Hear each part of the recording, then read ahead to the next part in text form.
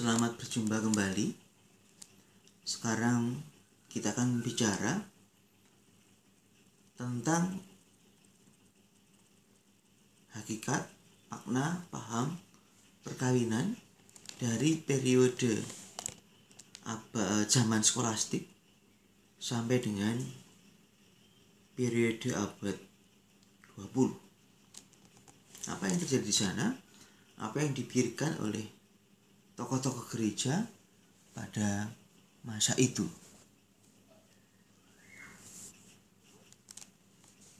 Ya, keputusan Paus Alexander bahwa perkawinan menjadi sah dengan konsensus, tapi baru sepenuhnya tak terceraikan apabila sudah dilengkapi dengan konsumatio. Ini sesuatu yang jelas dan tegas, dan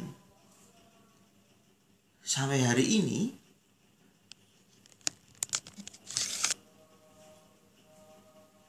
bahkan KHK kita yang sekarang memakai konsep ini. Jadi bahwa perkawinan baru dikatakan sah kalau ada konsensus, tapi betul-betul menjadi tak terceraikan apabila sudah dilengkapi dengan adanya tindakan hubungan seksual dari suami istri. Nah, dalam Konsili Lateran IV, bentuk peneguhan perkawinan seperti apa? Bahwa peneguhan perkawinan harus didahului dengan pengumuman untuk umat, supaya bisa dilaporkan halangan-halangan yang ada dalam perkawinan itu.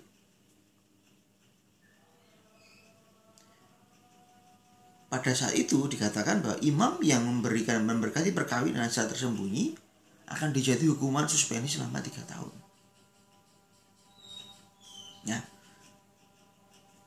sekarang ini yang berkembang adalah kalau ada perkawinan maka harus diumumkan selama kurang lebih 3 kali atau 3 minggu.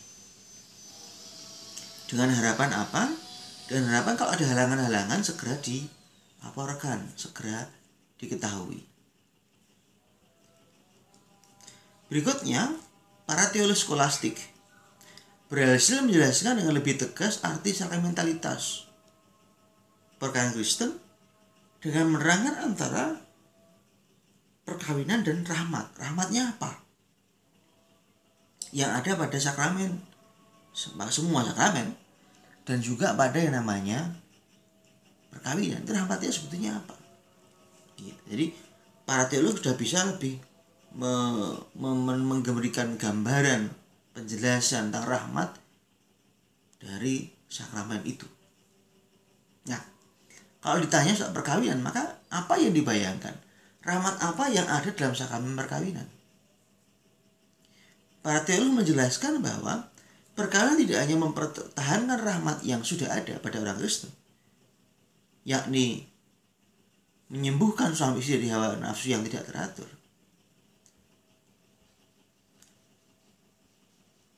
bahwa menurut Thomas Aquinas sakramen perkawinan membawa rahmat medicinalis, penyembuhan, tapi juga rahmat in ordine ad bonum. Apa itu? Bantuan ad kodrati, sehingga mereka mampu menjalani tugas mereka sebagai suami istri. Jadi rahmat dari sakramen perkawinan adalah selain pengobatan tadi, medicinalis tadi, mengurangi hawa nafsu tadi, menyembuhkan hawa nafsu yang tidak teratur. Dengan perkawinan mereka mampu menjalani tugas mereka sebagai suami istri dengan rahmat sakramen perkawinan.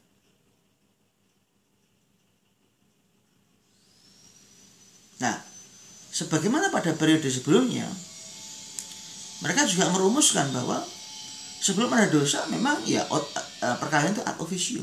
Demi apa? Demi keturunan. Setelah ada dosa menjadi ad remedium concupiscentiae, penyembuhan dosa asal.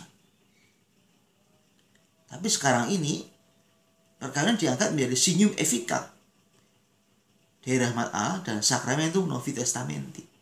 Tanda yang khas, nyata dari rahmat Allah, senyum efficax. Dan juga Sacramentum Novi Testamenti, sakramen perjanjian baru. Perkawinan sungguh menjadi rahmat sakramen. Di Konsili Lyon, sakramen dilihat sudah dalam konteks in stricto sensu. Nih, in stricto sensu. Dalam arti sempit. Jadi kalau kita di Konsili yang kalau ngomong sakramen perkawinan, ya jelas seperti sakramen baptis itu. Konsili Florence menyatakan bahwa sakramen perkawinan membuat rahmat apa? Kesatuan Kristus dengan gereja. Ada 3 bonum. Keturunan, pendidikan anak, kesetiaan satu lain, dan tak terceraikan. Dan tidak boleh adanya pernikahan setelah ada perpisahan karena perzinahan. Lihat ya, menjadi makin utuh konsep tadi, tujuan perkawinan, sifat perkawinan itu menjadi makin tajam lagi, dan juga masalah porneia jadi makin tajam lagi. Bonaventura mengatakan bahwa perkawinan menyatukan suami istri dalam dua segi, yaitu rohani dan jasmani. Maka keturunan bukan satu-satunya tujuan. Meskipun keturunan adalah tujuan yang utama. Nah, kita sekarang perlu belajar dari tokoh besar dari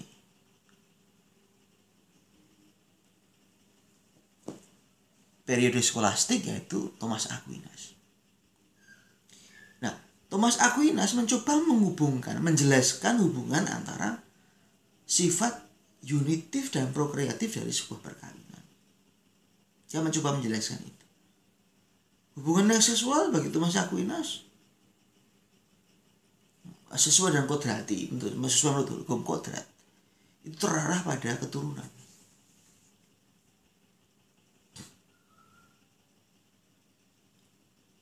Nah, tapi tidak cukup hanya punya anak saja. Tidak cukup hanya hubungan seksual punya anak, hubungan seksual punya anak. Tidak bisa. Konsekuensi berikutnya apa? Soal pendidikan. Jadi keturunan bonum prolis itu juga mengarah pada pendidikan. Maka kalau dia bonum prolis itu apa? Ya keturunan, ya pendidikan. Nah, supaya pendidikan terjadi butuh apa? Perkawinan, relasi yang stabil. Tanpa perkawinan, tanpa relasi yang stabil, pendidikan itu tidak jalan. Maka menurut Thomas Aquinas, perkawinan memiliki 3 unsur: prokreatif, sosial, dan religius. Officium naturae, officium communitatis, dan sacramentum.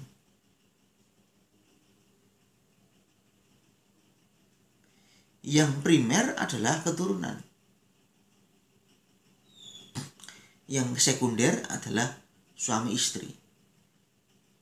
Bonum prolis itu primer, bonum conjugum itu sekunder. Tapi urutan ini bukan urutan tingkatan, karena ini kodratnya. Nah, salah satu perdebatan yang penting biasanya dipelajari adalah soal tadi, tujuan bonum prolis dan bonum conjugum. Itu mana yang lebih penting? Mana yang pertama, mana yang kedua?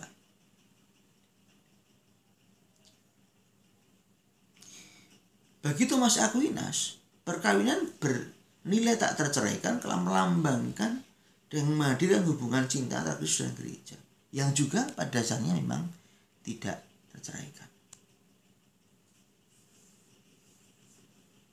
Ini gambaran umum dari periode skolastik. Mereka sepakat bahwa perkawinan itu matrimonium ratum et consumatum, itu baru bersifat sah tak terceraikan.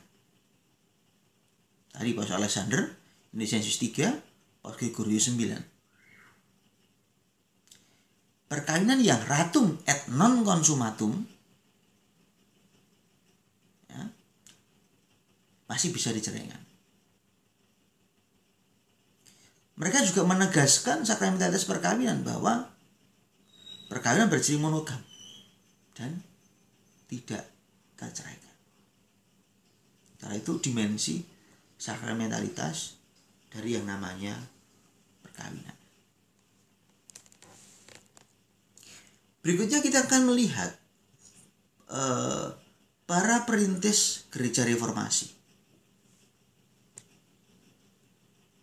Luther. Ya. Penting kita pelajari karena nanti itu juga berkaitan dengan bagaimana gereja Kristen memandang tentang yang namanya perkawinan. Luther mengatakan bahwa perkawinan dilepaskan dari sakramentalitasnya dan perannya dalam karya keselamatan. Perkawinan itu bagi Luther hanyalah lembaga kodrati yang luhur melebihi hidup selibat. Ya. Jadi tidak ada sakramentalitasnya,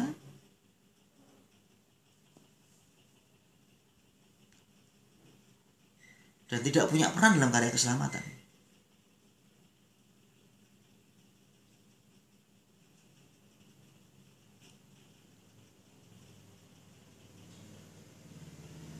Nah, maka menurut Luther dalam buku Vom Echtlichen Leben, bertambah dan berkembang biaklah itu bukan hanya sebuah perintah, tapi karya ilahi yang tidak dapat dihalangi maupun kita bolehkan. Tapi ya keperluan seperti minum, bangun, tidur. Jadi bertambah dan berkembang biak itu ya keperluan seperti minum saja.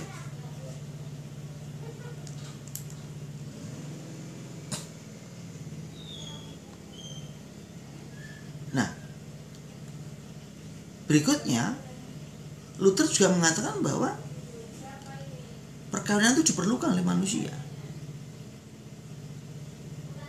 Manusia diciptakan sebagai makhluk yang butuh perkawinan, sehingga selibat itu hanya mukjizat dari Allah. Nah, memang perkawinan lembaga kodrati, ya, bukan sakramen, tetapi juga dia lembaga ilahi juga. Bukan sakramen, ini sesuatu yang kodrati dari diri manusia, sebagai kebutuhan hidup manusia begitu. Tapi juga karena diciptakan oleh Allah, masuk sebagai lembaga ilahi juga.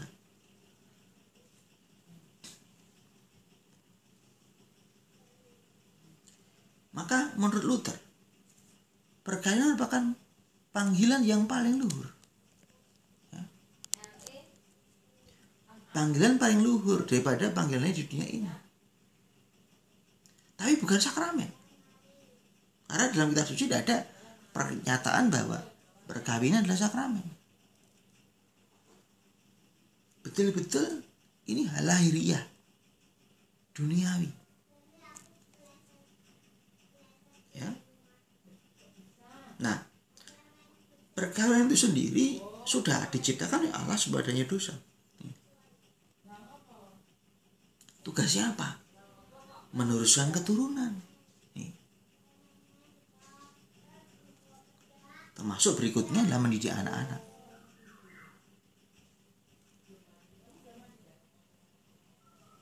Nah, setelah ada dosa, ya,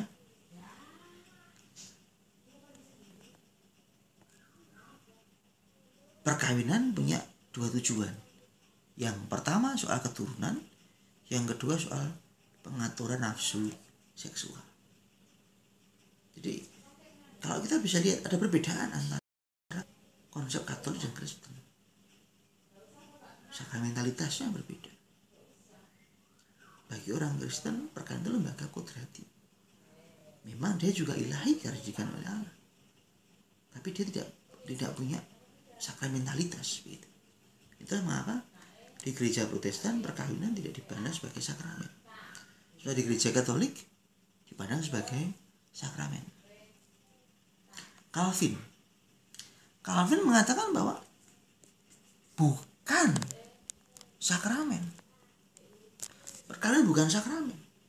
Karena itu sudah ada dikatakan begitu.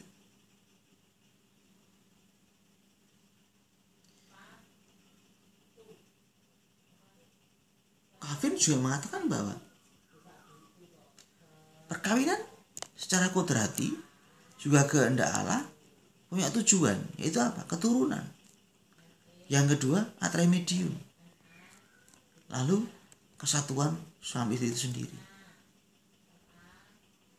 Gitu ya. Jadi tujuan perkawinannya kurang lebih sama. Keturunan, pengendalian nafsu seksual, kesatuan suami istri. Tapi bukan sakramen. Melanchthon, apa yang dikatakan oleh Melanchthon? Menurut Melanchthon, perkawinan sesuatu yang baik karena disucikan oleh Allah. Perkawinan dikehendaki oleh Allah. Tetapi tempatnya di mana? Di bawah hukum sipil.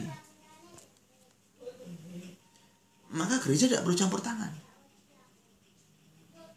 Tetapi orang Protestan dapat juga merayakan perkawinan di gereja Kristen. Perkawinan semata-mata hanya bersifat gerejawi dan tidak bersifat sakramental. Tidak ada korelasi sakramentalitasnya. Maka gambaran apa yang bisa kita simpulkan dari para tokoh reformasi terkait dengan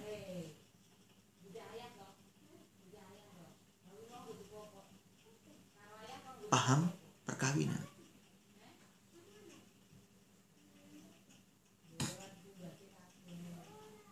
Yang pertama, mereka melawan poligami serentak, tetapi mengizinkan perceraian dan pernikahan lagi. Jadi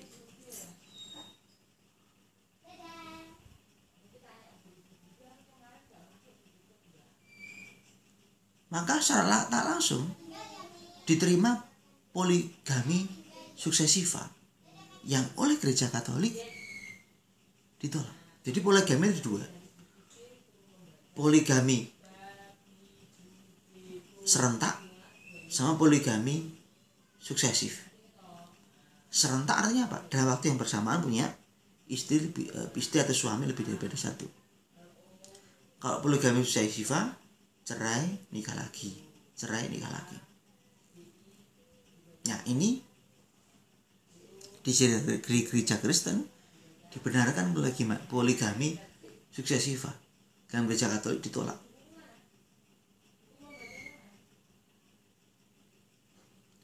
Memang Markus 10:1-12 bicara tentang indissolubilitas perkawinan. Tapi mereka secara dalam alasan-alasan atau kondisi tertentu mengizinkan terjadinya perceraian.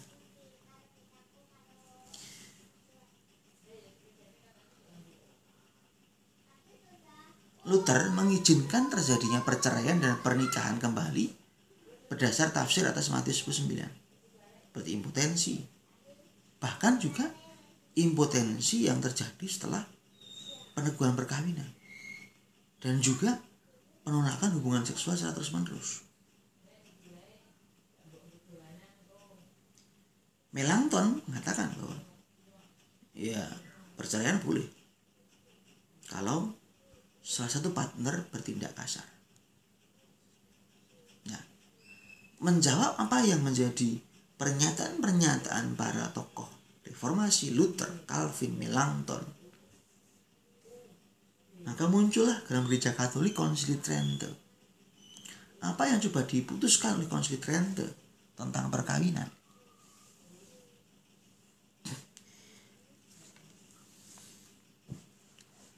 Karena pertama mengatakan sakramen perkawinan merupakan satu dari 7 sakramen. Ini satu dari 7 sakramen. In stricto sensu. Maka rahmat perkawinan adalah rahmat ex opere operato, yang ex opere operato, jadi keluar dari tindakannya itu.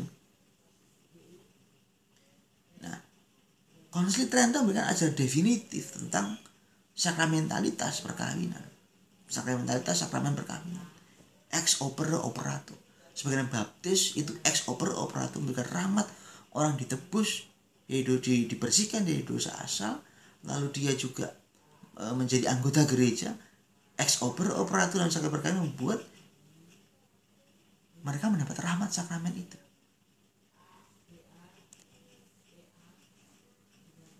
Nah, Konsili Trento 1563 sidang ke 24 menyatakan ini. Yang pertama, perkawinan merupakan ikatan pria wanita disatukan oleh Allah sendiri. Jelas ya? Jadi sudah sesuai dengan kitab suci. Perkawinan pria dan wanita disatukan oleh Allah. Yang kedua, yang mendirikan perkawinan siapa? Yesus Kristus. Pendiri dan membaharui sakramen perkawinan. Nah, rahmatnya apa? Penyempurnaan cinta kasih. Peneguhan. Memperkuat tak terceraikannya ikatan perkawinan dan menyucikan suami istri. Dalam Konsili Trento ini juga perkawinan betul-betul dipandang sebagai sakramen. Ini. Yang membuat sakramen perkawinan adalah Kristus, bukan gereja. Dan di situ terjadi rahmat. Berikutnya soal kuasa. Bahwa dalam perkawinan Kristen gereja punya wewenang hukum. Maka nanti juga ada halangan-halangan yang ditentukan oleh gereja. Apa itu? Untuk pernikahan beda gereja, beda agama. Ada halangan-halangan kodrati, tapi ada halangan-halangan yang bersifat gerejawi. Kalau kodrati tidak ada dispensasinya. Kalau gerejawi ada dispensasinya. Nah, hidup selibat demi kerajaan Allah dipandang lebih luhur daripada perkawinan. Nah, konsili membela bentuk-bentuk tradisional dari perayaan perkawinan dan menentukan bahwa peneguhan nikah dilaksanakan dengan forma kanonika. Ingat, forma kanonika. Di hadapan pastor paroki, imam, dan sekurang-kurangnya 2 saksi.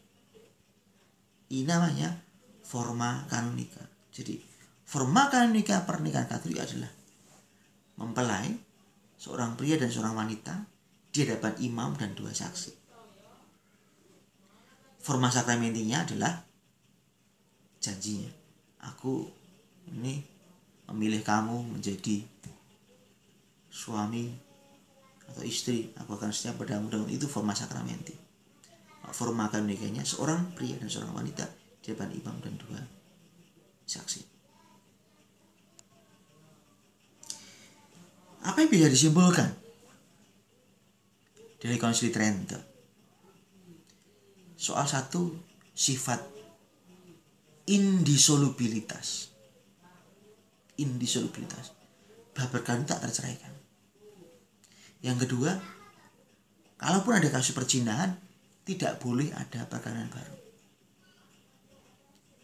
Di dalam gereja diizinkan perpisahan tora et mensis, meja makan dan tempat tidur, kalau ada alasan-alasan tertentu. Tora et mensis. Pisah ranjang,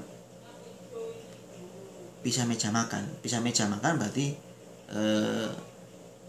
rumahnya berbeda, tapi tidak bisa tempat tidur, bisa saja. Tapi bisa juga pisah dua-duanya, karena ada orang yang mungkin tidak bisa pisah tempat tidur.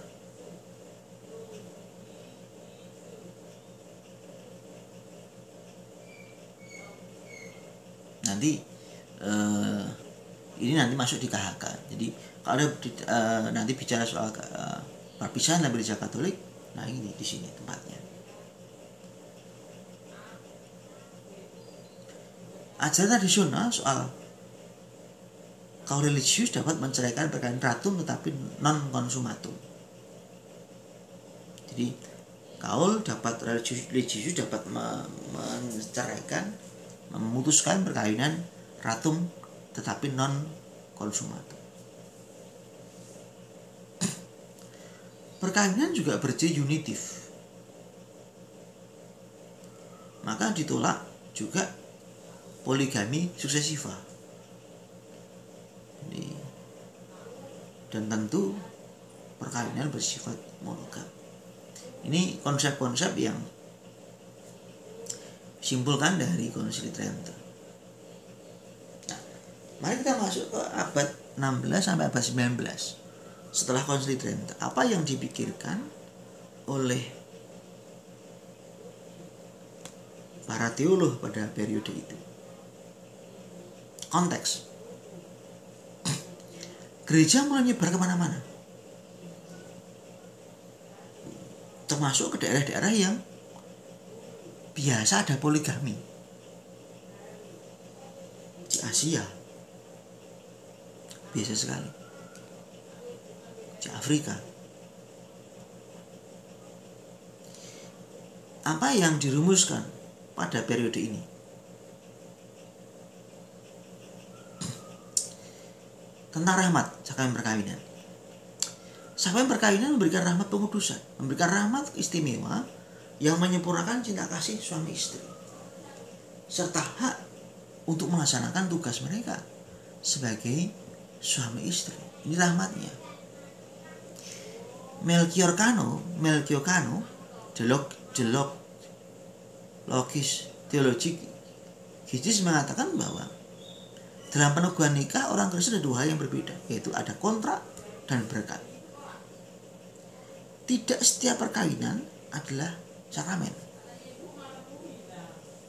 Nah, berkat perkawinan yang diberikan oleh imam itulah yang membuat perkawinan menjadi sakramen. Ini Melchior Cano. Lalu pada ini didukung oleh Kardinal Toletus, Etsius, Silvilus, bahwa imam itu yang memberikan sakramen perkawinan.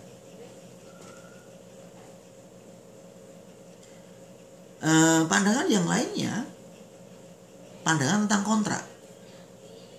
Yang satu ngomong berkat perkawinan, yang satu ngomong kontrak perkawinan.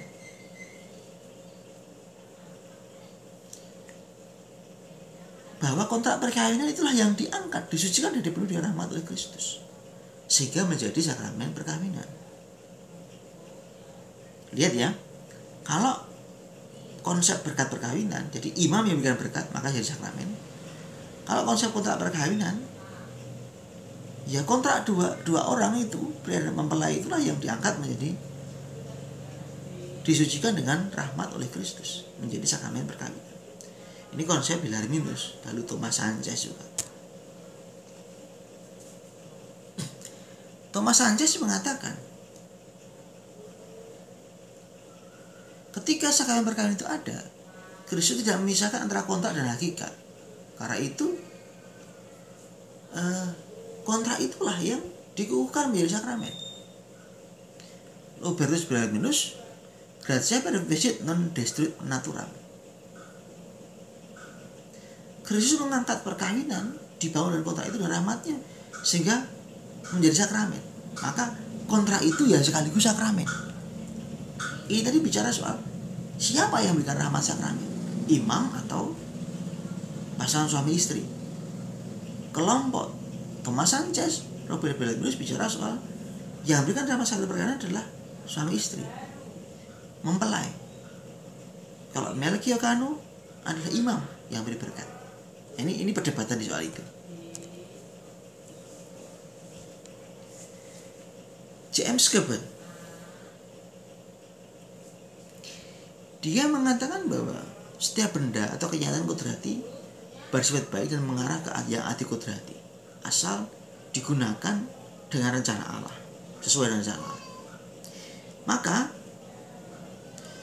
perkawinan yang kodrati tadi dilaksanakan kalau mengarah pada Allah menjadi adi kodrati. hubungan suami istri adalah lambang cinta. Cintanya siapa? Allah kepada manusia. Hubungan seksual suami istri yang menurunkan anak adalah lambang karya penciptaan Allah. Ini karya Allah. Yang khas adalah apa? Mereka tidak hanya melambangkan dan mengarahkan ke Allah, ke yang adi kudrati, tapi membuahkan yang adi kudrati, yaitu cinta antara Kristus dan gereja.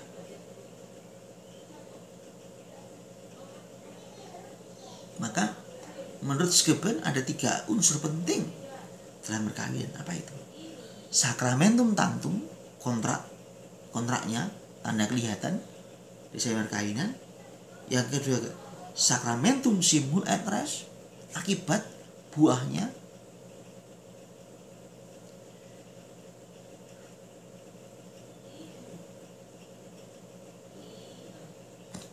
Di mana mereka suami istri menerima ikatan adi kodrati yang melambangkan menghadirkan hubungan cinta dan gereja, menyucikan keduanya, menjadikan keduanya anggota vital dari gereja. Maka akibatnya suami istri mampu hidup demi Kristus. Restantum, rahmat yang buat mereka mampu melaksanakan tugas hidup mereka sebagai suami istri Kristen. Jadi ada sakramentum tantum, ada sakramentum simul et res, ada restantum. Paus Pius 4 dan Paus Pius 7.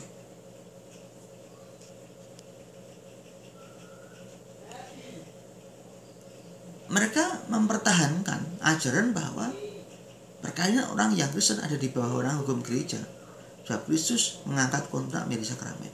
Ya.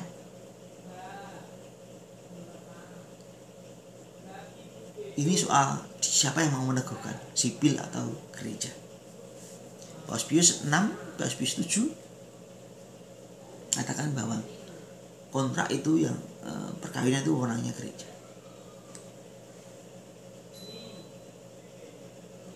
Paus Pius 9 menegaskan bahwa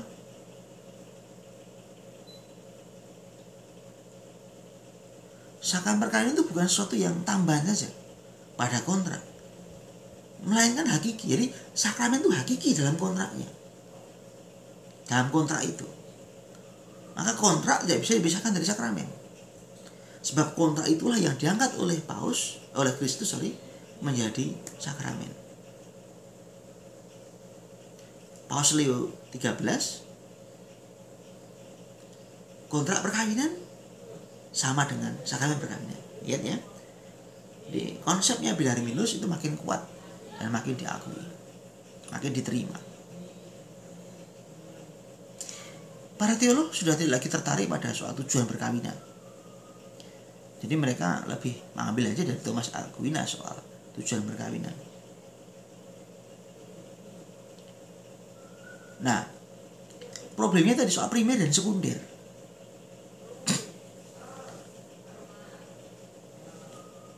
Jadi mana yang primer, mana yang sekunder? Bonum prolis atau bonum conjugum? Mana yang primer, mana yang sekunder? Tapi kata primer dan sekunder kemudian mereka maknai tidak sebagai hierarki, bukan sebagai sebuah tingkatan. Jadi ini tidak. Primer adalah bonum prolis, sekunder bonum conjugum. Tetapi bukan berarti tingkatan. Santo Alfonso Liguori menyatakan bahwa perkawinan punya tujuan intrinsik maupun ekstrinsik. Intrinsik, esensial, apa itu? Serah diri, penyerahan diri. Bahwa menikah berarti menyerahkan diri dan wajiban atas apa? Hubungan seksual dan ikatan tak terceraikan. Jadi kalau ngomong pernikahan apa sih? Kawin. Itu tindakan kawin itu. Maka orang menikah tapi tidak mau kawin, ya bahaya, repot. Maka orang yang menikah tapi tidak mau kawin, tidak mau hubungan seksual, tidak mau ikatan tak ceraikan, tidak mau memberikan diri di situ, itu menjadi tidak sah.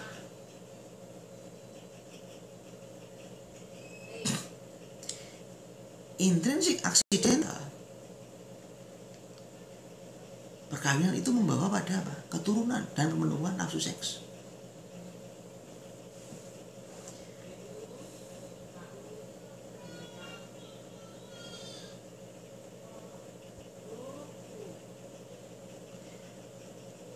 Mereka yang menikah dan menolak atau tanpa menyatakan tujuan ini tetap sah.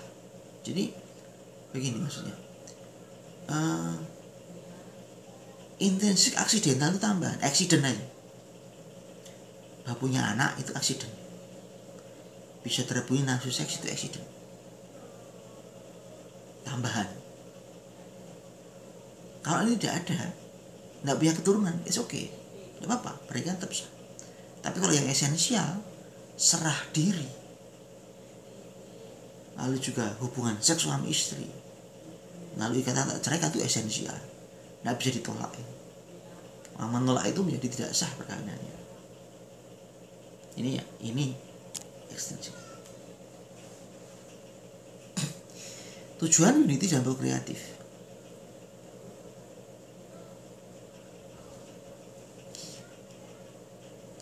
Dalam diskusi-diskusi periode ini tetap ditekankan soal prokreatif, tapi juga tidak melepaskan tujuan unitif. Probst mengatakan bahwa tujuan perkawinan adalah kesatuan hidup yang tak terpisahkan dari suami istri. Katekisme Romanus juga menegaskan hal yang sama. Lisenman, Koch juga menegaskan yang sama bahwa perkawinan tujuannya apa? Kesatuan hidup yang tak terpisahkan dari suami istri. Sementara itu ciri tak terceraikan tetap dipertahankan. Abad 16 beberapa tokoh mengatakan ya, secara kodrati perkawinan memiliki sifat tak terceraikan. Jadi sampai hari ini Gereja Katolik itu memandang bahwa setiap perkawinan itu tak terceraikan. Semua orang Islam dan orang Islam itu tak terceraikan. Kodrat, karya kodrati. Abad 17 hanya ratum et consumatum yang sepenuhnya tidak berceraikan.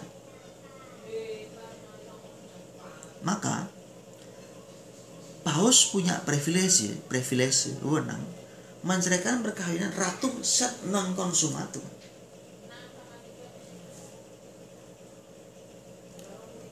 Jadi pernikahan yang belum ada konsumsinya, belum difinalisasi dengan hubungan seksual, ataupun perkawinan consumatum sed non ratum.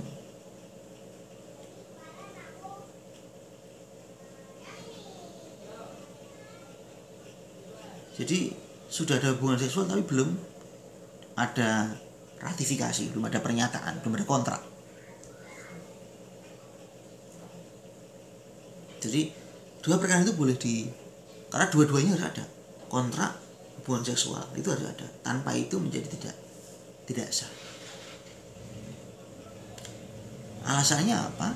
Hanya perkawinan yang ratum et consumatum saja yang melambangkan secara penuh hubungan cinta antara Kristus dan juga gereja.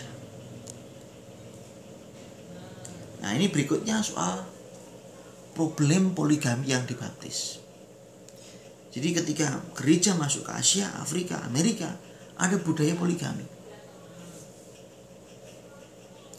Paus Paulus III mengatakan bahwa kalau pria yang poligami mau dibaptis, dia harus menceraikan istri-istrinya, tapi boleh milih satu yang paling disenanginya. Kalau sudah lupa siapa istrinya yang pertama. Wah, ini Paus Pius V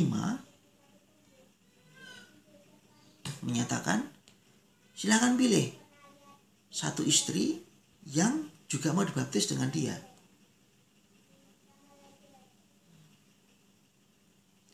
Gregorius XIII, pria boleh menikah lagi karena mereka tidak tahu lagi di mana istrinya berada. Kalau saking banyak istrinya, mungkin sudah tidak tahu lagi di mana. Nah, ini diperbolehkan. Paus Urbanus menekankan hal itu sekali lagi. Nah, intinya begini. Ini nanti dikenal dalam namanya privilegium pianum. Bahwa kalau nanti ada ketemu orang yang laki-laki yang punya istri lebih daripada satu dan dia ingin dibaptis. Lalu bagaimana? Dibaptis tapi punya istri dua? Kan tidak bisa. Maka diterapkan privilegium pianum di mana si pria itu boleh memilih salah satu dari pasangannya, dari istrinya yang mau hidup dibaptis bersamanya. Ini privilegium pianum. Nanti di hukum gereja Anda akan belajar soal privilegium pianum, privilegium paulinum, lalu matrium natum et non consumatum, bagaimana itu diceraikan dan sebagainya. Sekarang kita bicara pada abad 20. Apa yang terjadi pada abad 20? Paham-paham apa yang berkembang terkait dengan namanya perkawinan. Pada abad 20 muncul KHK 1919. Memang tidak dirumuskan soal hakikat perkawinan. Tidak dirumuskan hakikatnya. Tapi perkawinan sebagai hidup berkeluarga dibicarakan. Juga ada dibicarakan soal peneguhan perkawinan. Nah, hakikatnya apa? Perkawinan menurut KHK 1919 adalah kesatuan tetap antara seorang pria dan seorang wanita yang diangkat menjadi sakramen oleh Yesus Kristus, yang diteguhkan dengan persetujuan kedua pihak secara sah. Jadi perkawinan dia kesatuan tetap. Siapa? Pria dan wanita. Menjadi sakramen oleh Yesus Kristus. Diangkat sah. Dietrich von Hildebrand mengatakan bahwa dasar dari perkawinan adalah cinta. Maka cinta juga menjadi makna pokok dari sebuah perkawinan. Maka makna pokok dan hubungan seks dari hubungan seks suami istri itu apa? Kesatuan cinta antara keduanya. Tetapi tetap keturunan tetap merupakan tujuan pokok dari perkawinan. Cinta, kesatuan cinta, lalu keturunan.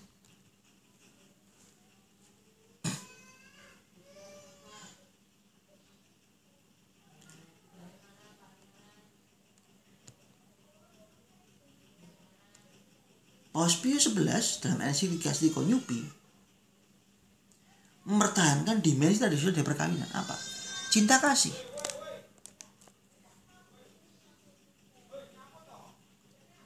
Sebagai pendera utama perkawinan. Sehingga disebut sebagai persatuan hidup tadi.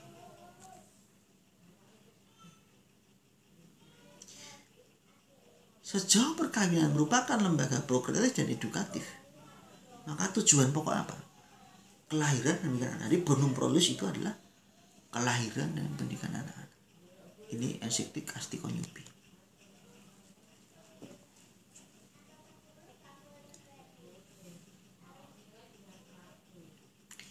Dari KHK 1919,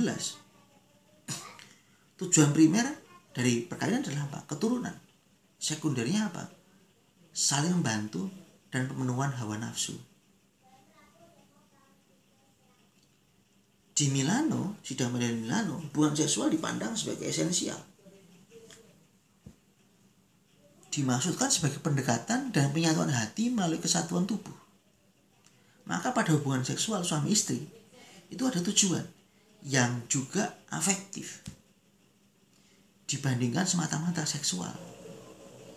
Jadi hubungan suami istri, hubungan seks suami istri itu sesuatu yang afektif, sesuatu yang baik.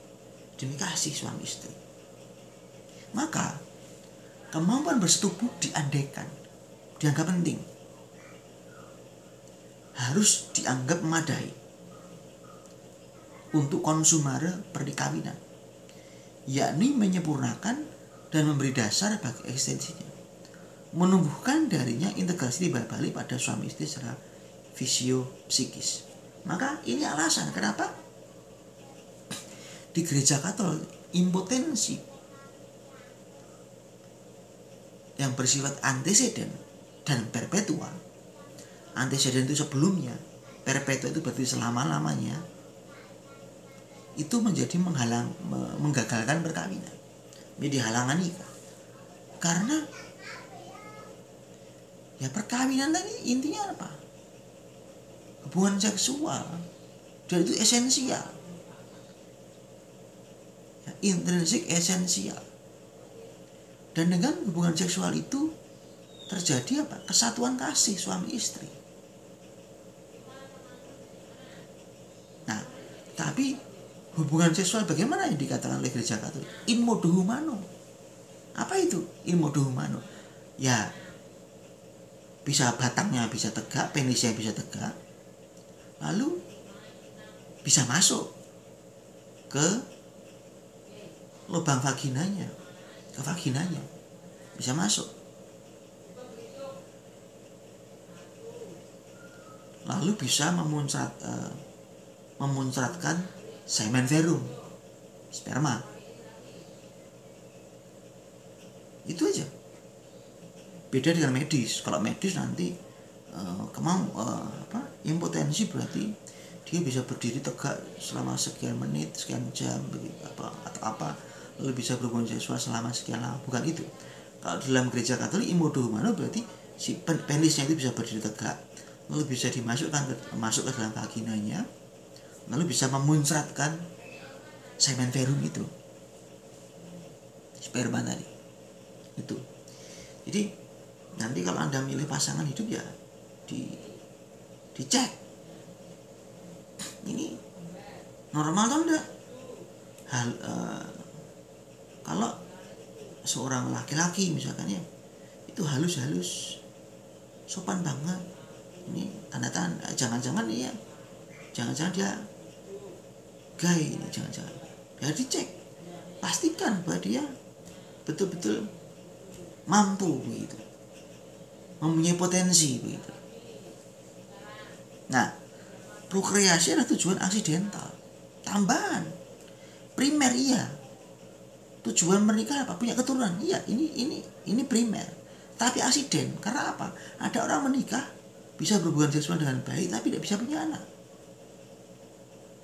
Jadi esensial hubungan seksual, ini esensial. Tapi aksidental punya keturunan. Karena tidak setiap hubungan seksual itu bisa menghasilkan keturunan.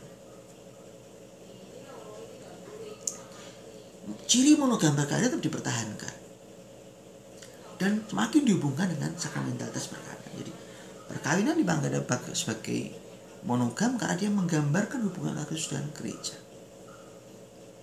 Paus Pius XI mengatakan bahwa perkawinan berciri monogam berdasarkan hukum ilahi dan pun dilaksanakan berdasarkan cinta yang kuat.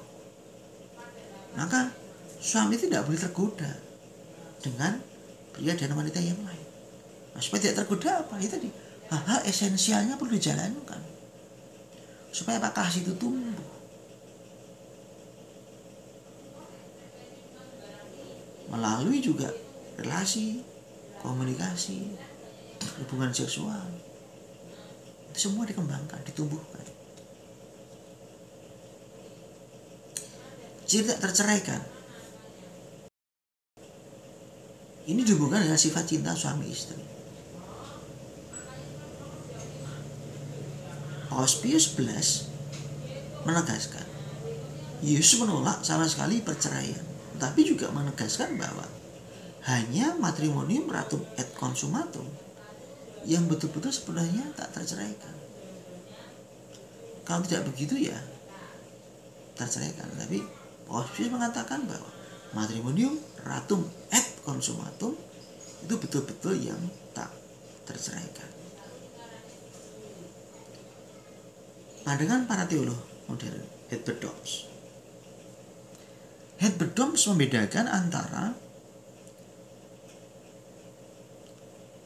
makna dan tujuan perkawinan.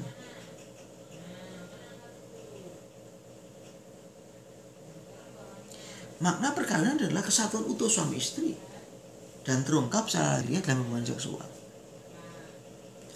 Makna kesatuan bonum conjugum Terungkapnya di mana? Hubungan seksual. Tujuan primer apa? Melengkapi, saling melengkapi. Maka suami istri itu melalui hubungan seksual mereka saling melengkapi satu sama lain. Buahnya apa? Kelahiran dan pendidikan anak.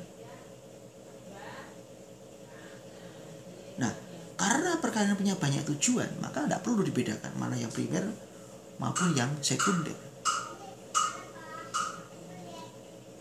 Ya, pokoknya ada bonum. Artinya ya entah bonum prolus, entah bonum conjugum, itu satu kesatuan. Tidak bisa jangan ini yang lebih utama mana tidak. Jadi perdebatan sebelum-sebelumnya mana yang utama, mana primer, mana sekunder itu dihilangkan. Bernard Krempel.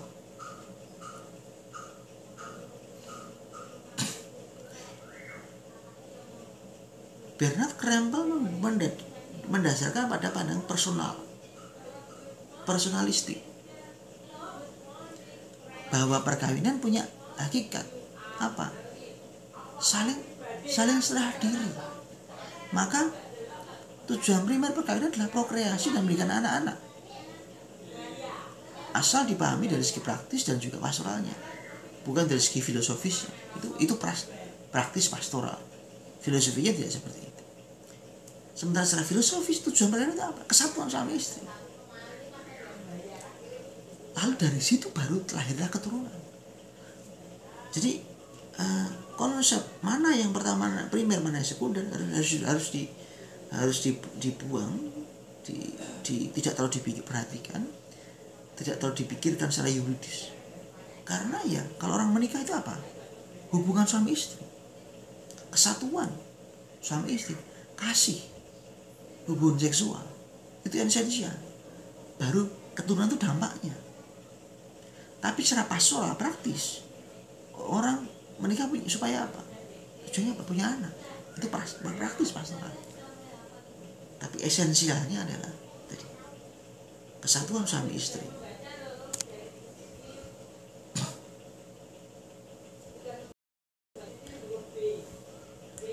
Paus Pius XII melawan pandangan teologi Jerman tadi.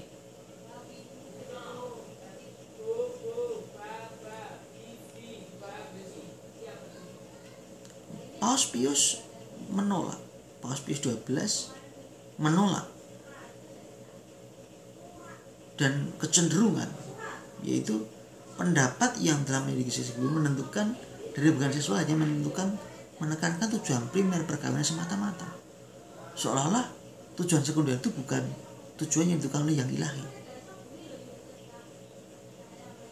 Dan pendapat bahwa yang sekunder tidak penting, dilepaskan dari subordinasinya dari haki dari tujuan primer. Maka Paus Pius XII menegaskan bahwa tujuan primer bukan apa? Kelahiran memberikan anak.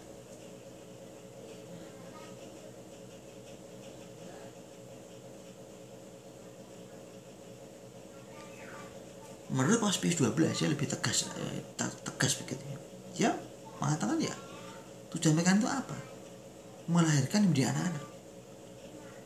Menyempurnakan pribadi suami itu sekunder. Tujuan lain bersifat sekunder dan tunduk pada tujuan primer itu. Lihat ya. Jadi kalau Jerman dia lebih berkembang, modern begitu. Tapi Paus Pius XII kembali ke zaman tradisional bahwa yang primer adalah keturunan. Begitu.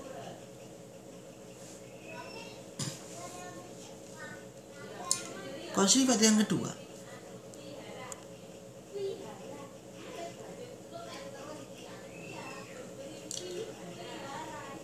Konsili Vatikan kedua menekankan soal tujuan prokreatif perkawinan bersama dengan pandangan yang menekankan tujuan unitif perkawinan. Jadi konflik antara unitif prokreatif ini, bonum prolus bonum conjugum ini saling bersaingan begitu. Gaudium Spes 4752 mengatakan hakikat perkawinan dirumuskan sebagai komunitas hidup dan cinta. Komunitas yang diarahkan pada keturunan. Maka di sini tujuan unitif dan prokreatif disatukan. dihindari istilah primer dan sekunder. Maka perkawinan adalah komunitas hidup dan cinta yang arahnya pada, yang secara kodrati diarahkan pada keturunan. GS 48, Allah sendiri menganugerahi perkawinan dengan banyak manfaat dan tujuan. Apa itu? Penerusan generasi manusia, pengembangan pribadi, kesejahteraan abadi bagi anggota keluarga, gereja, dan juga seluruh masyarakat manusia. Perkawinan tidak hanya ditujukan pada prokreasi, dan bahwa tekanan pada prokreasi tidak berarti kurang memiliki tujuan lain dari perkawinan. Jadi sekarang dengan kondisi yang kedua, mana yang pertama dan kedua? Tidak ada. Ya pokoknya dua-duanya setara, unitif dan prokreatif.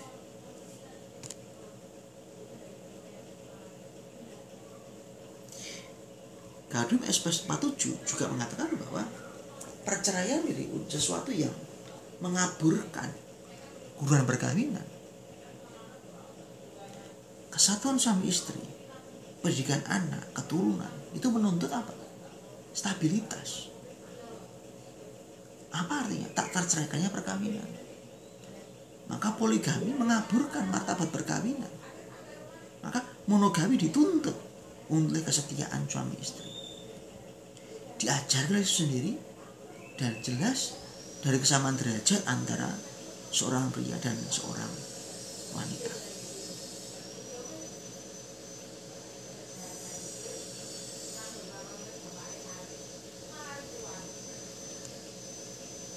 Paus 6